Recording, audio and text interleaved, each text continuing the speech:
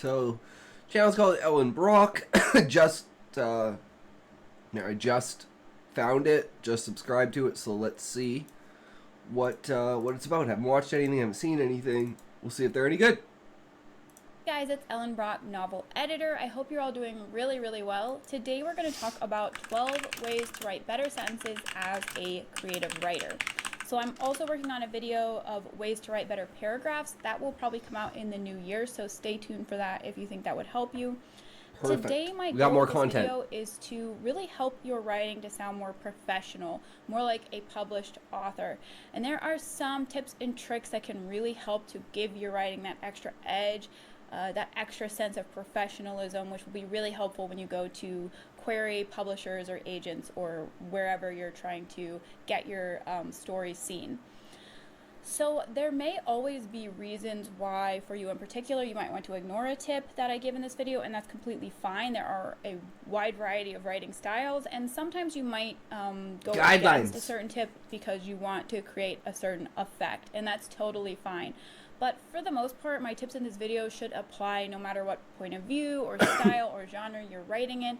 These are really just ways to give your writing a little bit of a professional polish. So with that said, let's go ahead and get right into the tips. Number one is avoid confusingly Okay, I can do this one. Avoid confusingly long sentences. Brackets. Except in dialogue.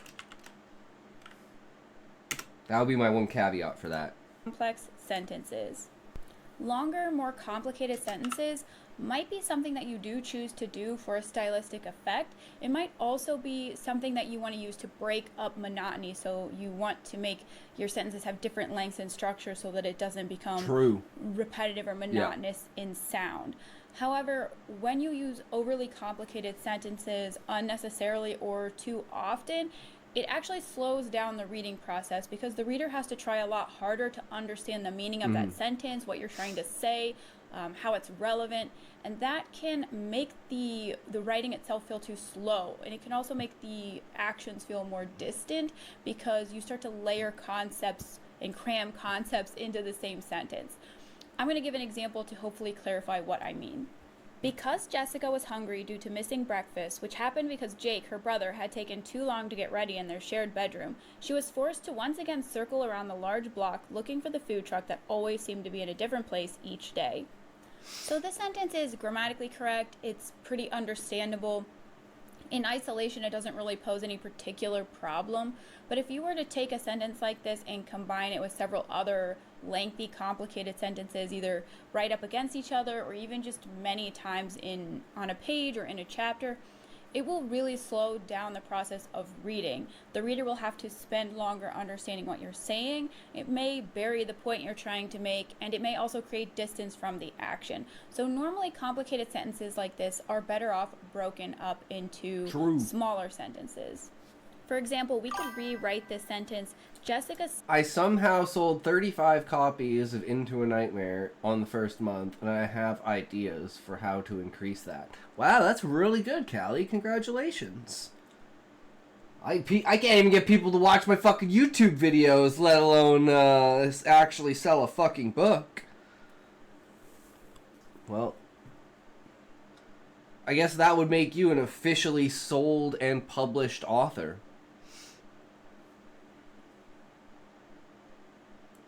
Stomach rumbled. If Jake hadn't taken so long to get ready in their shared bathroom, she would have had time to eat breakfast. Her heels clacked against the sidewalk as she walked around the block looking for the food truck. Why did they park the thing in a different place every day? Notice how breaking up this sentence as a bonus also gives us more room for sensory details, for some personality and introspection, and it really helps you create a more immersive experience for the reader. If you have trouble identifying when sentences are getting kind of complicated or lengthy, someone on my Discord recommended the Hemingway editor, and if you put this sentence into the Hemingway editor, it has no problem identifying that the original version is very hard to read and that the edited version is easy to read. So that's something that you could use if you do struggle to tell when a sentence is getting too complicated. And the Hemingway editor actually can help with several of the things that we're going to talk about in this video. So that's just a little tip that might help you. Number 2, set the tone with word choices. All right. Set the tone with word choices. I think I do this pretty well. Often when we're writing, we can choose from At least in like suspenseful horror filled like twist way, right? variety of words that mean basically the same thing as what we're trying to say, but different words have very different connotations, evoke different kinds of moods, and by choosing the right word, you can really improve the overall tone and vibe of your writing. For example, the boat sliced through the water feels aggressive or strong. The boat. If I can somehow get a steady amount of writing each day, I can create a pre-order for 6 months from now. Nice, Callie.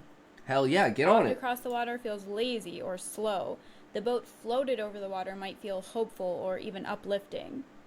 This also goes for similes. If you're writing a romantic scene, you don't want to describe the roses like blood spots on the bed. And if you're writing a horror, you don't want to describe the long hallway as a giraffe's neck because it just doesn't set the right mood and tone. So be thoughtful about the words that you're choosing and the impact that's having on the vibe that your writing is creating. Let's look at an example from the novel The Ritual by Adam Neville. This is, of course, a horror novel, and pay attention to the words that he chooses. He was interrupted by a crash. Out there, somewhere in the length and breadth of the countless trees in the ocean of invisible ruin and tangle, a great bough or strong limb had been snapped in half. The sounds of its breaking seemed to shoot in so many directions, it became impossible to guess where the sound originated. Notice how the word choices emphasize the largeness of the woods with the ocean of invisible ruin and tangle. Also notice the emphasis on more aggressive sounding words like snapped in half rather than broke, and the sound shoots in so many directions rather than bounces or echoes.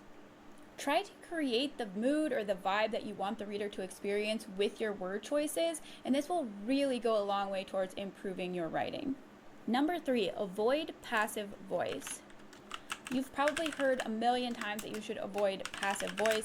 Sometimes it can be a little tricky to understand what that means, but to make it as simple as possible, passive voice is when the subject of a sentence or the clause of a sentence receives the action instead of performs the action. So if you're struggling to tell, is this passive voice, is it not passive voice, just try to ask yourself, is the subject doing the action? Are they performing the action? For example, the door was held by Henry is passive because the door is not doing the action, whereas Henry held the door is active. Henry is the one doing the action of holding the door.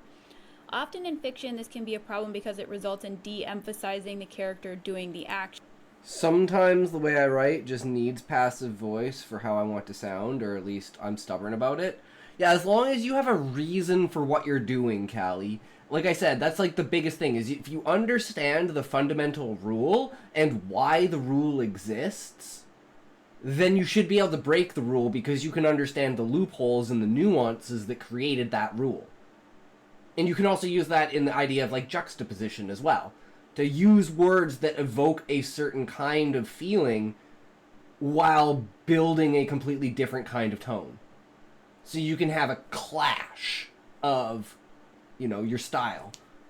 And that could be like a character, undergoing like a moment of clarity.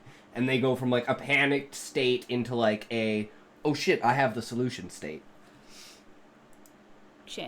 Here's another example. Megan was chased by Elizabeth is weak compared to Elizabeth chased Megan.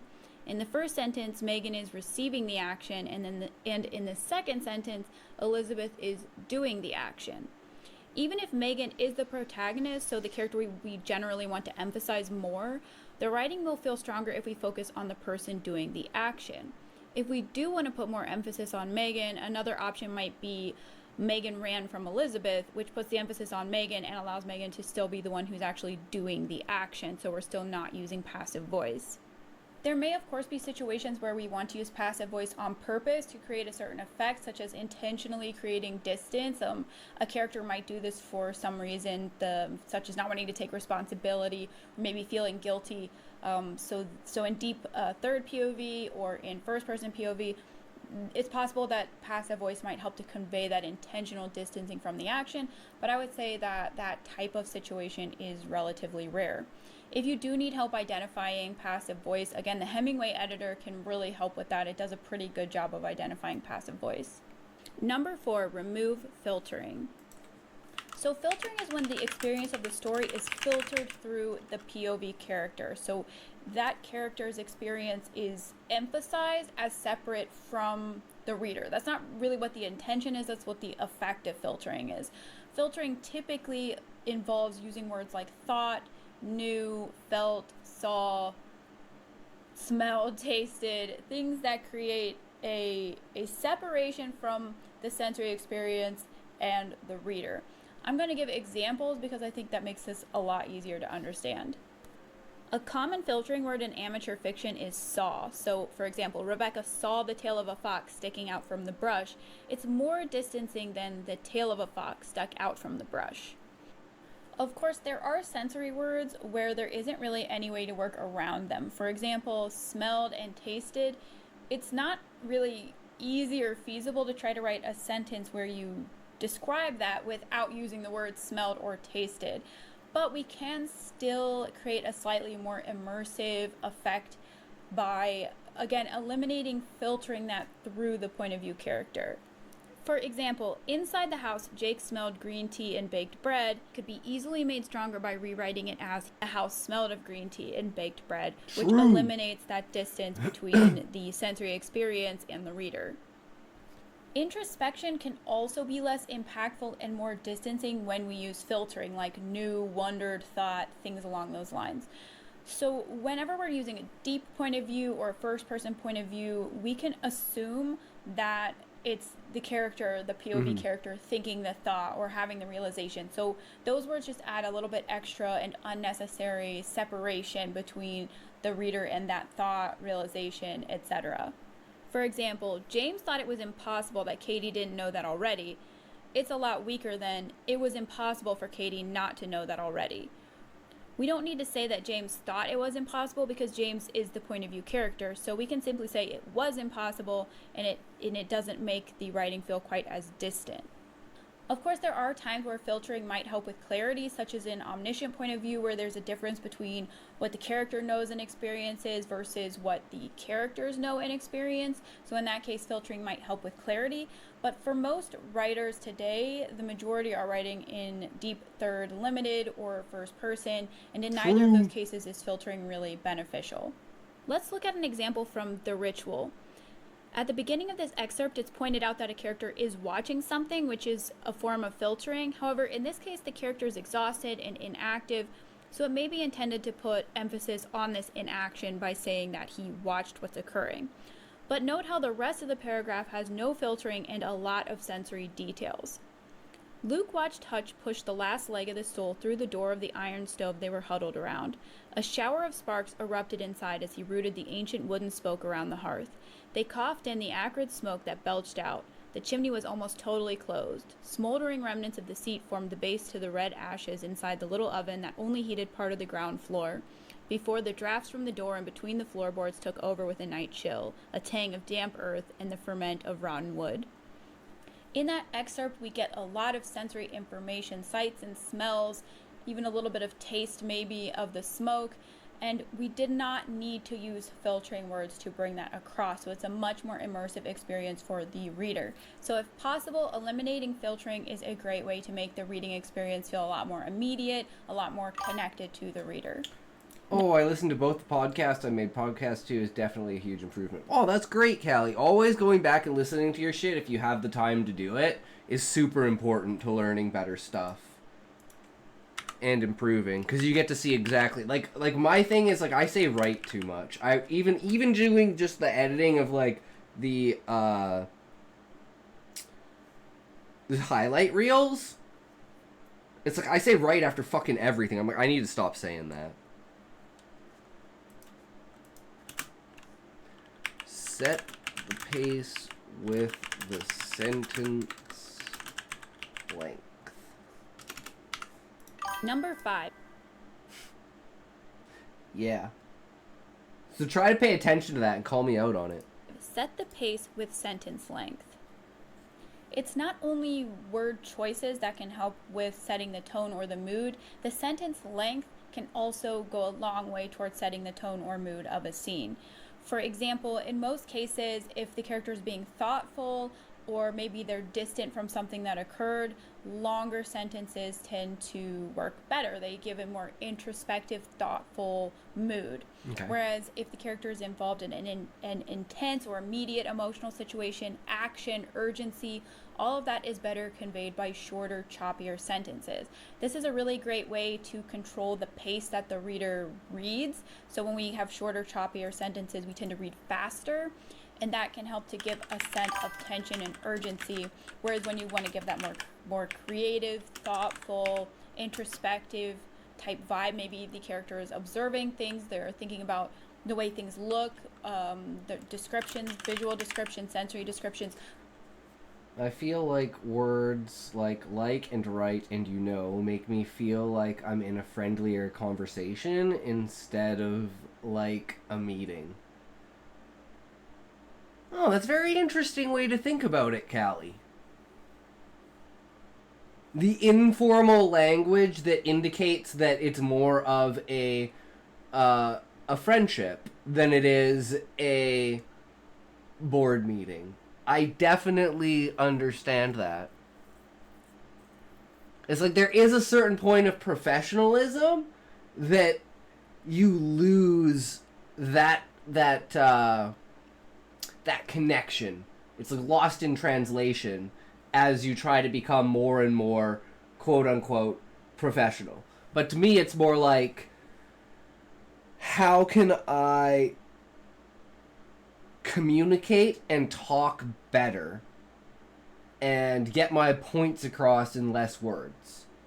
That's kind of like one of the things I go for.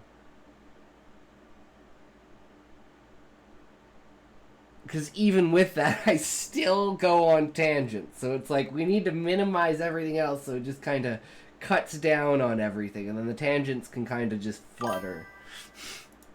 Those things tend to work better in longer form with longer sentences, slower reading time, more of a experiential vibe. Let's look at two examples from the same book. So we're going to look at We Need to Talk About Kevin by Lionel Shriver. Notice in this intense scene where the protagonist comes home to a concerningly quiet house, how short the sentences are. As I advanced down the hall, I paused at Celia's bedroom and had to force myself to walk in. It was dark. Her bed was empty. The same in the master bedroom, the bathrooms, out on the deck. Nothing, nobody. Where were you? Had you gone looking for me? I had a mobile. You knew the number. And why wouldn't you have taken the truck? Was this a game? You were hiding, giggling in a closet with Celia. This, of all nights, you chose to play a game. The shortness conveys her sense of panic and urgency. We can compare this to another point in the book that focuses more on reflection or thoughtfulness. Before you condemn me utterly, I beg you to understand just how hard I'd been trying to be a good mother. But trying to be a good mother may be as distant from being a good mother as trying to have a good time is from truly having one. Distrusting my every impulse from the instant he was laid on my breast, I'd followed a devout regime of hugging my little boy an average of 3 times a day, admiring something he did or said at least twice, and reciting I love you, kiddo, or you know that your daddy and I love you very much, with the predictable uniformity of liturgical professions of faith. The longer sentences here convey a sense of thoughtfulness as well as emotional distance from the material being discussed. She's explaining here and wants to be understood, but there isn't an urgency, and the emotions of the situation feel at least partly past. But if the sentences were shorter or choppier, it would instead come across as more desperate or panicked, or maybe that she has immense stake in being understood in this moment. The sentence length can vary a lot throughout the novel, even throughout individual scenes. It's a great way to control the pacing, and it can really give your writing that extra edge. Yep. Number 6. Avoid body parts taking action. This is a very common habit that amateur writers can get into, but it's very easy to fix. So once you're aware of it, you can easily cut it out of your writing. So sometimes the way sentences are written, the body part of a character is given the action rather than the character themselves doing the action. For example, his foot kicked the ball gives the action to the foot, while he kicked the ball gives the action to the person.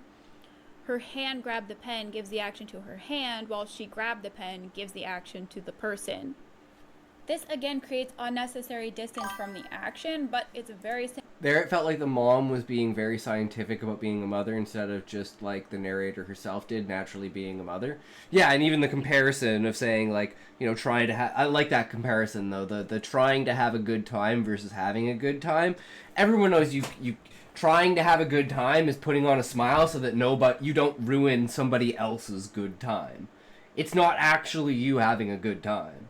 It's just you preventing yourself from ruining someone else's good time.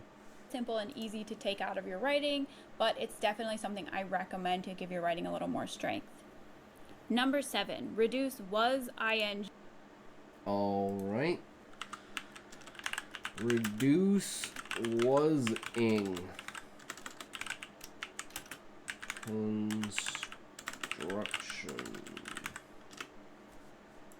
Construction. So this is another super easy one. Once you're aware of it, you can easily remove it from your writing. And that is just that the was ing construction, so was running, was dancing, was jumping, feels more distant from the reader and also just feels weaker. For example, he was running down the street could be easily made stronger by rewriting it as he ran down the street.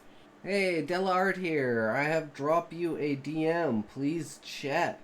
Vanessa Creates. Welcome. How's it going? How are you? Welcome to the stream. I've been like super fucking busy lately.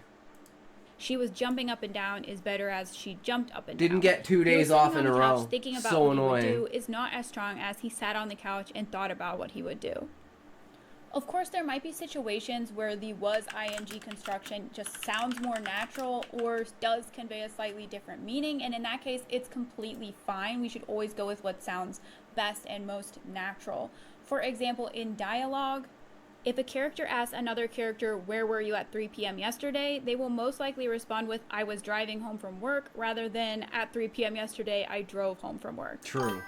With all of these doing tips, good. Thanks. the point is to nice. make the writing feel How's stronger. It going? So if we, one of these tips ever makes your doing writing editing feel more today. unnatural or awkward, of course, don't. That reminds me of the actor observing himself in the mirror to make sure he does everything perfectly. I say anxiety there. I'm referring to a mother trying to be a good mother. Yeah.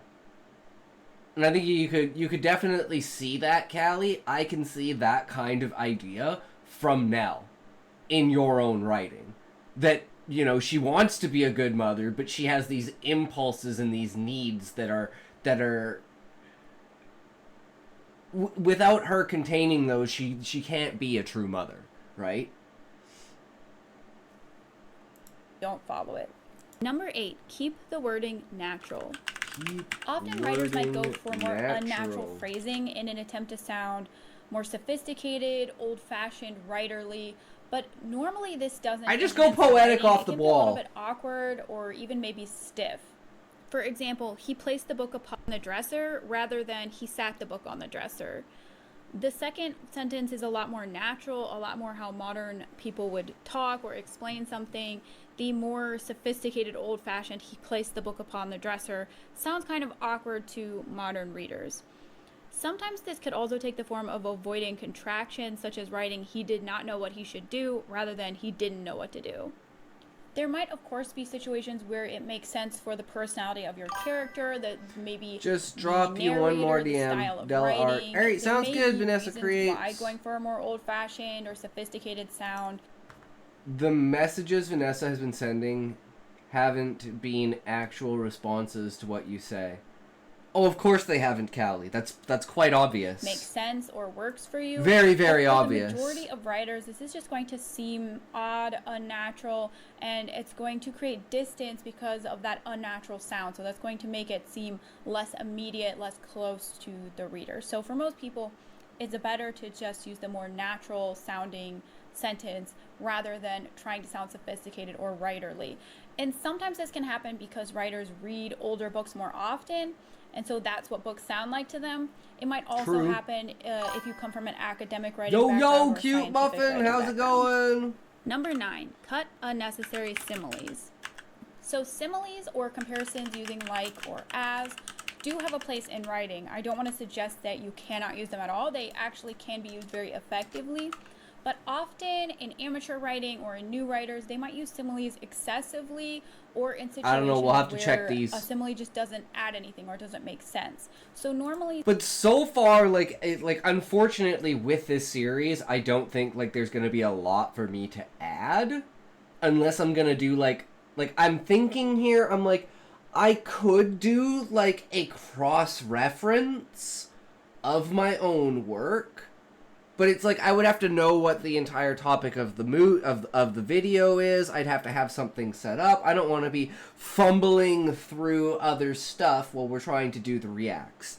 So I think these are just more super educational and learning, but not so much actually something we can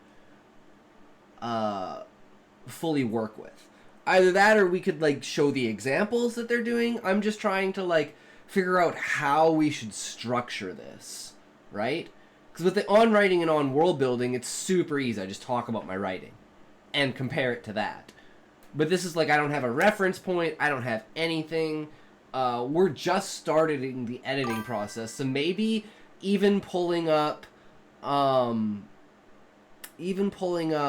Cryogen and having like sections of Cryogen where we could cross-reference and edit slowly, and maybe use this entire series to edit Cryogen. I think that's probably the play. And then we can kind of just like pick anywhere in Cryogen and just like start off there and just work down basically and see what we can come up with. Isn't going fine. Played NFL yet against Marines today. Had no chance. Oh, damn, Muffin. I'm Della. I was making your novel book cover. Yes, I know that, Vanessa. I know that. Don't worry. Oh, I am too cute, Muffin. 100%. Remember when we were talking about,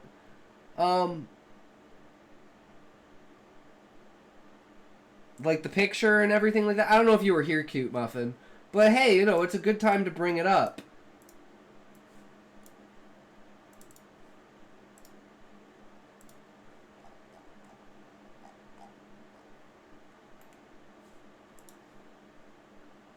Okay, well it doesn't open the picture. That's helpful. I don't know if I saved it or not. Probably not.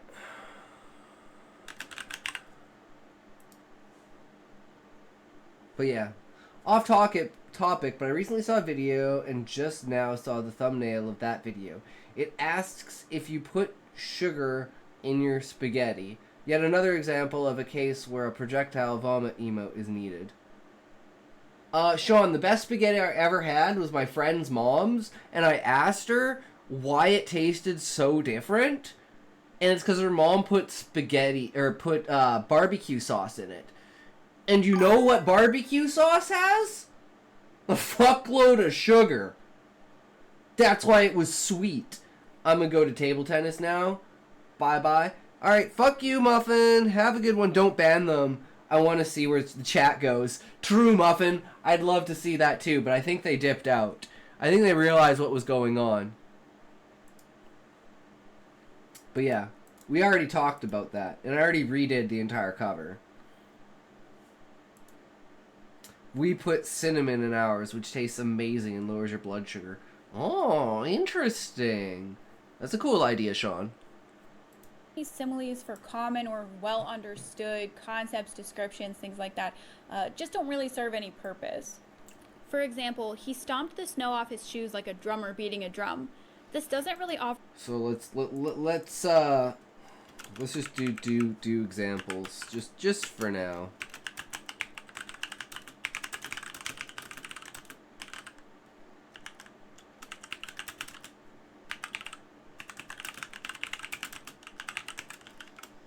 Because this sounds like a sentence I would write, and then I'd rewrite it as...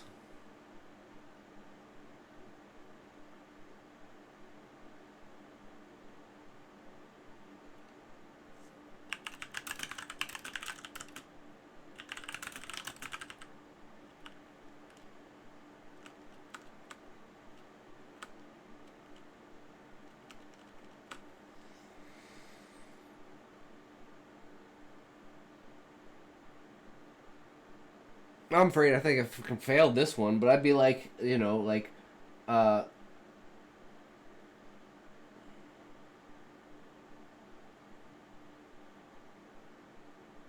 I don't know, something like the snow beat off. See, it's a bad sentence. Um,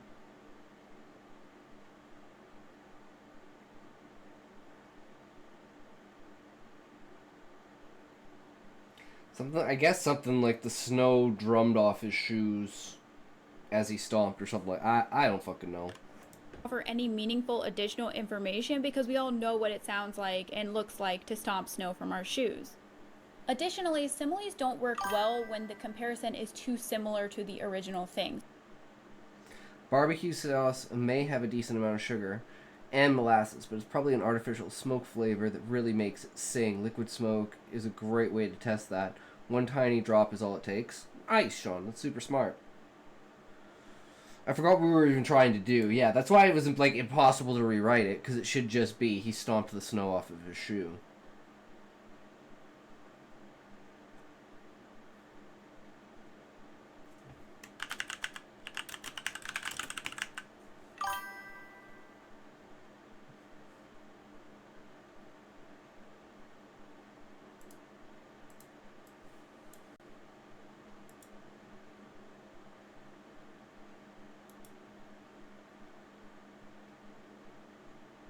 Yes, I see.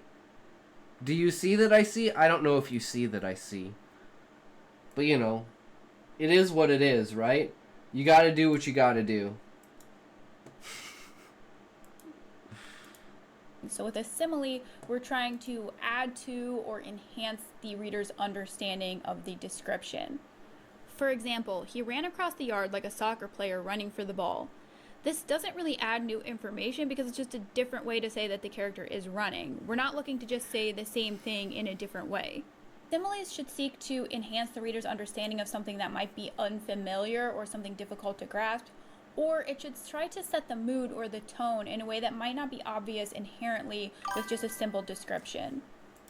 I kind of want to make videos like these, but I always feel like I need like a huge bookshelf, Harry Potter glasses, a turtleneck sweater, and a best-selling novel. Walt Callie, I might be able to help you with that, because I was wondering if I should do this on stream, because I've never done anything with TikTok, and I don't know how TikTok works, but I want to do a TikTok of how I do my plot outlines, because everyone always compliments me specifically on how I outline.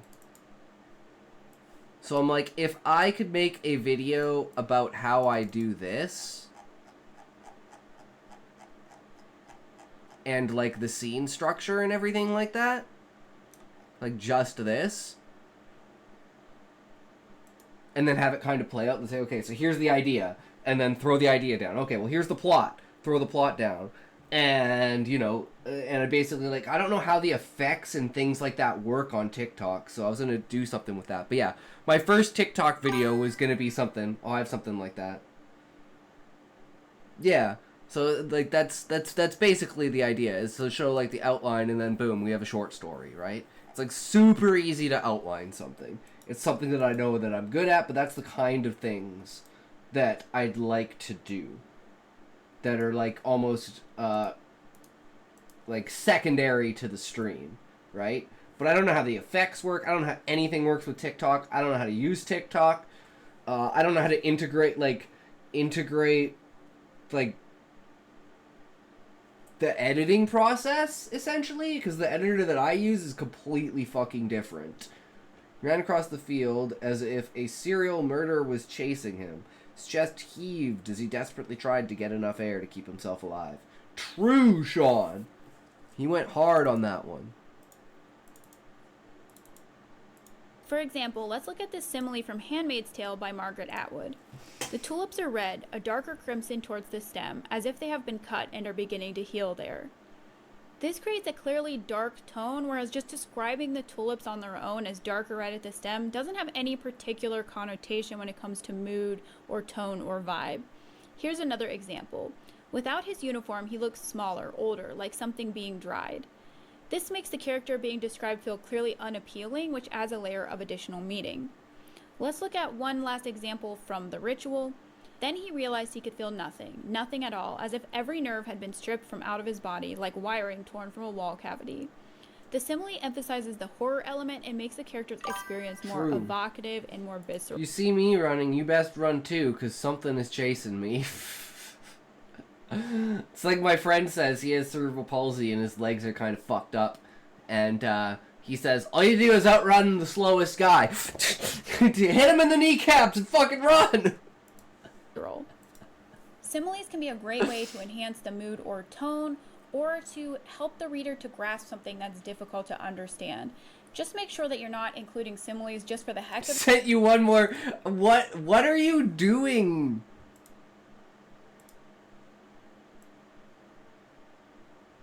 Okay, cool story, bro. But you say you're doing one thing and then you do the exact same thing you say you're not doing. The novel. I don't know, man. Number 10. Use I don't know. vocabulary level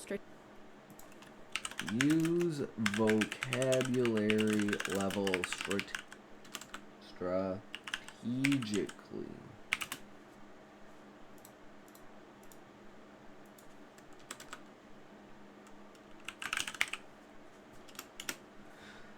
strategically. So vocabulary level can be a great way to convey characterization, values, education level, all sorts of different things. But that's not really what I want to talk about in this video. So what I want you to focus on with vocabulary level is the effect that it has on reading speed. So when you use more advanced vocabulary, bigger words, even if you use bigger words that are fairly common, not super obscure, it really slows down the reader. This isn't necessarily a bad thing, it's just something to be aware of. Some books are meant to be read more slowly. Some genres, some target reader groups like to read things slowly, whereas other groups prefer something faster paced. Other genres do better with a faster, more clipped pacing, which can be better achieved with a lower vocabulary level. So I think what's holding me back with TikTok is that I'm not comfortable enough to be on camera, plus not confident enough. No! Advancedness of the words can impact how slowly or quickly the reader gets through the text.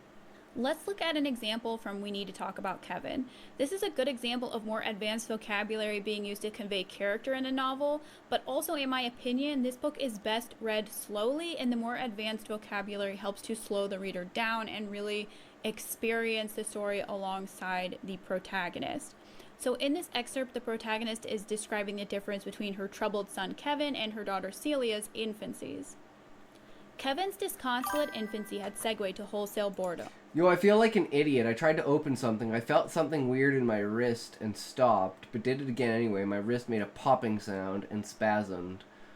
Ooh, that's brutal, Callie. Like, you want to pick up, like, a milk jug, and it's like, yeah, that's the wrong way to fucking do that. That is clearly the wrong fucking way to do that. Oh, the AI is fucking up my hand, guys. Fuck. Hold on. Okay. We fixed it. Celia was entranced. It's just a bug, guys. It was a bug. Every bit as delighted with Don't the worry about it. Tissue paper is with that expensive mother-of-pearl mobile over her crib. She displayed an indiscriminate fascination with the tactile universe that would have driven your Madison Avenue masters to distraction. We can compare this to a book that, again, in my opinion, is a bit of a quicker read, yet with no less personality or characterization in the writing.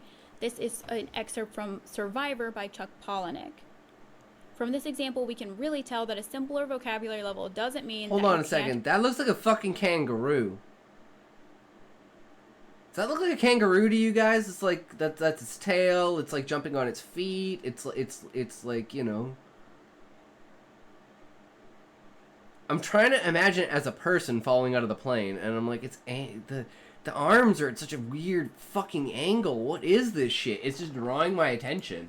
Make I don't know points why. and have a unique style. Next to the Oh wait, maybe that's his leg, right? And that's his arm. So like his leg's coming back this way, then his other leg is going down like that, and then his arm is like outstretched. Because I'm trying to think, like, if these are both his legs, those are fucked up angles for his legs to be at.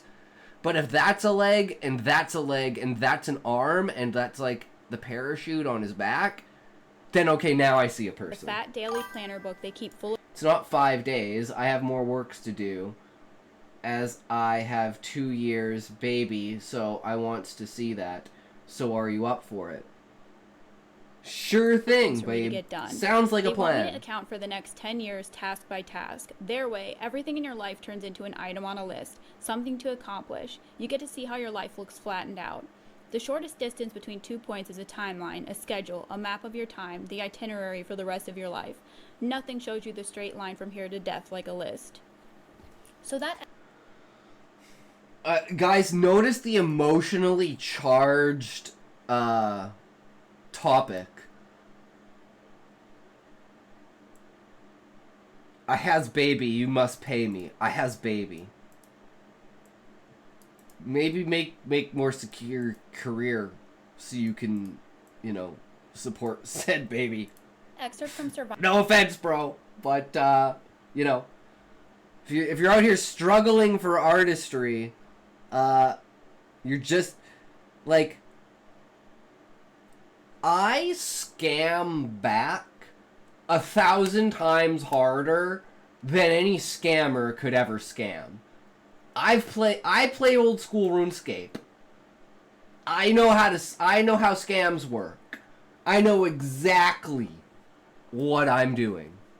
Survivor is written on a 3rd grade level. You, and sir, the do excerpt not. We need to talk about Kevin is written on a 9th grade level. This is a really big. Do not redeem. Oh no, sir! Please do not redeem. No, it is a bedtime. Please not. Okay, sir. We must go back to the roots. Please do not redeem. You do not click redeem. That is a no. You must give me the numbers on the back of the card. The 3 numbers plus your social insurance number, good sir. But do not click. If you click the redeem button, then we will not be able to do the payment. Do you understand? No, sir. That is not how this works. Yes, that is exactly it. You have picked the... Yes, thank you, sir. And then your social insurance number? Yes, that is very good. Okay, now we can get to the part where, okay, now you must open up this app on your PC, sir. Okay, yes. And then this will give me control of your PC, and then we will go through the steps together so we know how this works. Okay? Yes, very much. Thank you, good sir. Click. It's in reading level, but both books feel mature, they both feel interesting, they both have a lot of characterization, so there's not any sense that it's less sophisticated to write at a lower reading level. What it does do is it makes the book read a lot faster. I think for me, I read Survivor in probably 2 or 3 days, whereas I read We Need to Talk About Kevin over probably a month and a half. It just was a book that, in my opinion, felt like it needed to be read more slowly. Think about the vocabulary words you're choosing and how it's impacting the pacing of your book. Think about the story and what it calls for, how quickly you want it to be read, how quickly it Well, just check my multiple shout out on X and you will understand who is scamming. Okay, good sir, that is exactly what I will do. Thank you very much. Okay, thank you. Come the again. vocabulary level will guide the reader on how long to spend reading the book. Number 11, avoid starting actions. This is another super easy one. Now I'm worried. Like is the wording of this like avoid starting actions, as in like do not start an action, or avoid starting actions, as in starting actions are a specific type of like vocabulary category, right? Begin action. I'm distracted. I want to talk more about the video.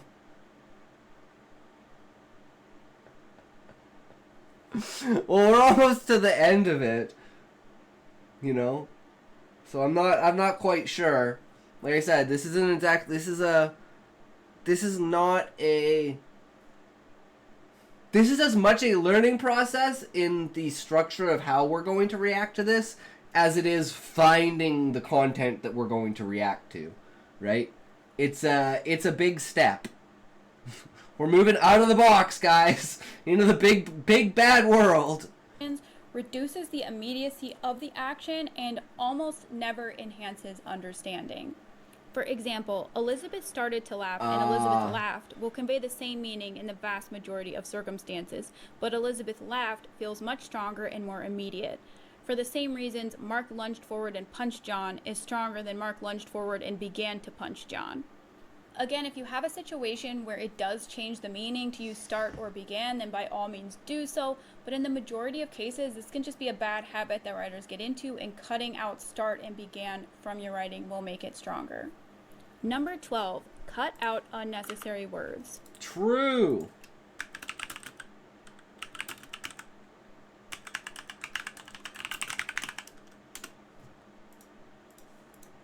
Wordiness can, of course, be a stylistic choice, but I'm not really talking about wordiness as a style choice here, but rather just using an excessive amount of words that don't add or enhance meaning. True. So this can create... This I think we did a lot of in Cryogen, and that might be the reason why it bloated to like 10k words. But there is a lot of exposition, there's a lot of scenes, and there's a lot of montages. With, like, time passing and shit like that. Where it's like, maybe I can just cut some of that shit and just have the time have passed, right? And just jumping immediately to the action as opposed to just building it up. But then again, that is a stylistic choice of how we're presenting the style of the story and building atmosphere as well. But that's the best I can think of right now. Necessary distance from the action, and it can also bury the point that you're trying to make, or just create a sort of cluttered sense to your writing where it just doesn't feel crisp and clean. Let's look at this example, which depicts very clearly a common reason for overwriting, which is constantly describing something as being of something else. Charles picked up the axe off the stump of the tree, squeezed the handle of the axe, and dug the heel of his shoe into the ground beneath him. This could easily be cut down to Charles picked up the axe from the stump, squeezed the handle, and dug his heel into the ground. We don't need stump of the tree because we know the stump is from a tree. We don't need heel of his shoe because we can assume Charles is wearing shoes. We don't need handle of the axe because we know this is talking about the axe. Besides of being a common indicator of extra words, the ground beneath him is also unnecessary. We already know the ground is beneath him. Unnecessary directional or location-based descriptions can also really bloat writing. For example, if we were to write something like Charles looked into the sky above him, we already know the sky is above him, so it's an unnecessary amount of extra words. This might not sound like a huge deal, and in isolation it really isn't a big deal, but over the course of an entire novel, this can add up to tons and tons of extra words that just 10,000 extra words and clutteredness in the writing. Keep in mind though that sometimes This is useful to me. Good, Callie, that's what I want. I need this stuff to be useful to you guys too, because it is in essence for you as well, right? And I'm just supposed to be like a translator and facilitator of examples. That's why I want something that's more structured with vocabulary that I can have examples to refer to of how I do it. But we're not at that stage yet. We're in like the very, very beginning stages of this shit. You might use extra words either to control the flow or pacing of a sentence to make it sound better, or we might add extra words when there's a detail that we want to include. So for example, we might want to describe Charles' shoe in this excerpt. So in that case, we might say he dug the heel of his boot into the ground. You sent me a DM. I'm not surprised. Make sure that the reader knows that he's wearing boots rather than just regular shoes. So there may be reasons why you want to do this, but often... Gamble! Oh, Sean, you failed! Let me try. Fuck. God damn it! What's the cooldown on this thing? Fuck! Finds that there's just a lot of unnecessary words that could be cut down. So that is all I have for you guys today. I really hope you found this video helpful. If you have any tips that have helped you to write better sentences, please leave them in the comments. If you want to help support the channel, I do have a Patreon. We now have a Discord server available at the $2 tier. And at the $5 and up tier, there is some supplemental things. You tried. A cheat sheet will You go tried, up Sean. video. How did that even work? And also, there Trying are to do some 2 Q&A commands. videos Ooh, on damn. there that are exclusive I'm to Patreon. scared. So check that out if you want to help support the channel. Oh my God, Happy no! holidays to all of you guys. I will be back in the new year with a new video. What? And in the meantime, happy writing.